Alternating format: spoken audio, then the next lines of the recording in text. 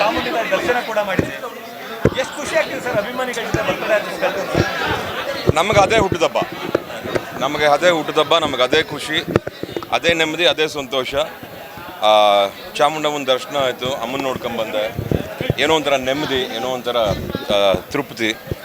ಅಲ್ಲಿಂದ ಬೇರೆ ಒಂದು ವೃದ್ಧಾಶ್ರಮಕ್ಕೆ ಹೋಗಿ ಅವ್ರ ಜೊತೆ ಒಂದು ಸ್ವಲ್ಪ ಕಾಲ ಕಳೆದು ಅದಾದಮೇಲೆ ಇಲ್ಲಿ ಬಂದು ನಮ್ಮ ಹುಡುಗರ ಜೊತೆ ಅವ್ರ ಜೊತೆ ಕಾಲ ಕಳೀತಾ ಇದ್ದೀನಿ. ಇಲ್ಲಿ ಬಹಳ ಪ್ರೀತಿ ಇರೋವಂಥ ಜಾಗ, ಬಹಳ ಪ್ರೀತಿ ಮಾಡುವಂಥ ನಮ್ಮ ಅಭಿಮಾನಿಗಳು, ಅವ್ರಿಗೆ ಸದಾ ಚಿರಋಣಿ. ಅವರಿಂದನೇ ನಾವು. ಖುಷಿಯಾಗುತ್ತೆ.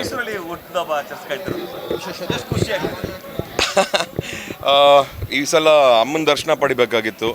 ಆಮೇಲೆ ಇಲ್ಲಿರೋರ್ನು ನೋಡ್ಕೊಂಡು ಹೋಗೋಣ ಅನ್ನೋ ಒಂದು ಯಾಕೋ ಮನಸ್ಸಾಗಿತ್ತು. ಈ ಸತಿ ಬಗೀರ ರಿಲೀಸ್ ಟೈಮಲ್ಲಿ ಹಲವಾರು ಕಡೆ ಓಡಾಡಿದ್ದೆ, ಎಲ್ಲ ಕಡೆ ನೋಡ್ಕೊಂಬಂದೆ. ಸೊ ಈ ಸಲ ನಾನೇ ಸ್ವಲ್ಪ ಮತ್ತೊಮ್ಮೆ ಮೈಸೂರಿಗೆ ಹೋಗಿ ಬರೋಣ ಅಂದಾಗ ಇಲ್ಲಿ ಮಿಕ್ಕಿದ್ದೆಲ್ಲ ಇವ್ರ ಅರೇಂಜ್ಮೆಂಟ್ಸು, ಇದೆಲ್ಲ ನನಗೆ ಐಡಿಯಾನೇ ಇರಲಿಲ್ಲ, ಇದೆಲ್ಲ ಈ ಥರ ಮಾಡಿದ್ದಾರೆ ಅಂತ.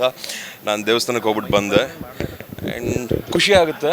ಆ್ಯಂಡ್ ಏನೋ ಒಂಥರ ಮೈಸೂರು ನನಗೆ ಬಹಳ ಹತ್ತಿರವಾದಂಥ ಜಾಗ, ನಾನು ಭಾಳ ಪ್ರೀತಿಸುವಂಥ ಜಾಗ ಮೈಸೂರು. ಸೊ ಖುಷಿ ಆಗುತ್ತೆ. ಸರ್, ಈ ಬಾರಿ ಬಗೀರ ಸಾಕಷ್ಟು ಸಕ್ಸಸ್ ಕಂಡಿದೆ ಸರ್ ಈ ವರ್ಷದ ಸಾಲಿನಲ್ಲಿ.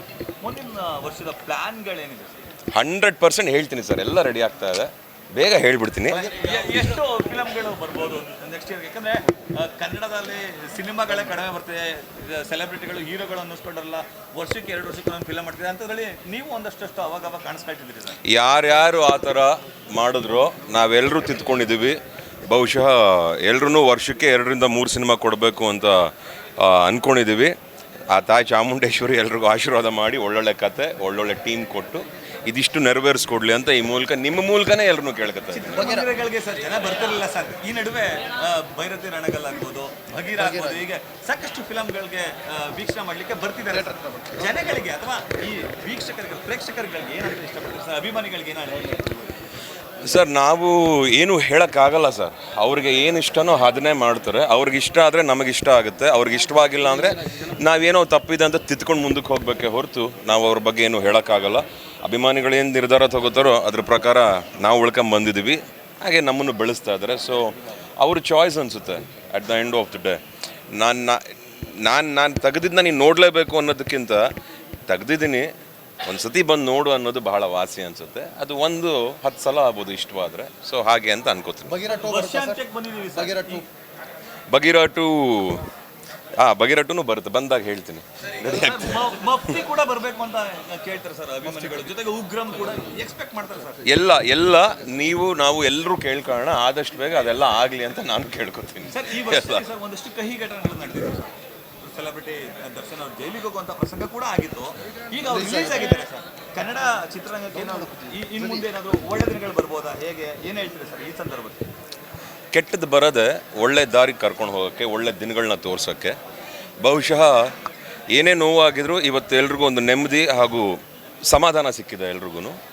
ಎಲ್ಲ ಕಡೆ ಹೇಳಿದ್ದೀನಿ, ಮತ್ತೊಮ್ಮೆ ಹೇಳ್ತೀನಿ, ಕಾಲಾಯ ತಸ್ಮೈ ನಮಃ. ಎಲ್ಲದಕ್ಕೂ ದೇವ್ರು ನೋಡ್ಕೊತಾನೆ, ಅವ್ನು ಉತ್ತರ ಕೊಡ್ತಾನೆ, ಎಲ್ರಿಗೂ ಒಳ್ಳೆದಾಗುತ್ತೆ.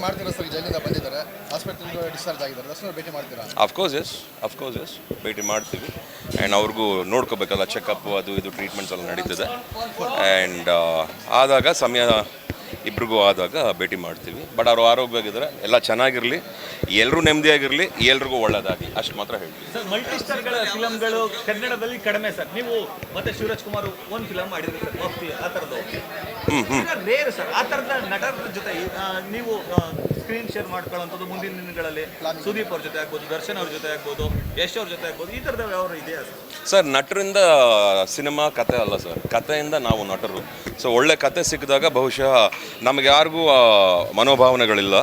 ಎಲ್ಲರೂ ಕತೆ ಚೆನ್ನಾಗಿದ್ರೆ ಎಲ್ಲರೂ ಬಹುಶಃ ಮಾಡ್ತೀವಿ ಅಂತ ಅಂದ್ಕೊಂಡಿದ್ದೀನಿ ಸರ್. ಈಗ ಬರ್ತ್ಡೇ ಅನ್ನೋ ಖುಷಿ ಇದೆಯಾ, ಜವಾಬ್ದಾರಿ ಹೆಚ್ಚಾಗ್ತಾ ಇದೆ ಅನ್ನೋ ಭಯ ಇದೆಯಾ? ಎರಡನೇದೇ ನಿಜ, ಜವಾಬ್ದಾರಿ ಹೆಚ್ಚಾಗ್ತಿದೆ ಅನ್ನೋ ಭಯ.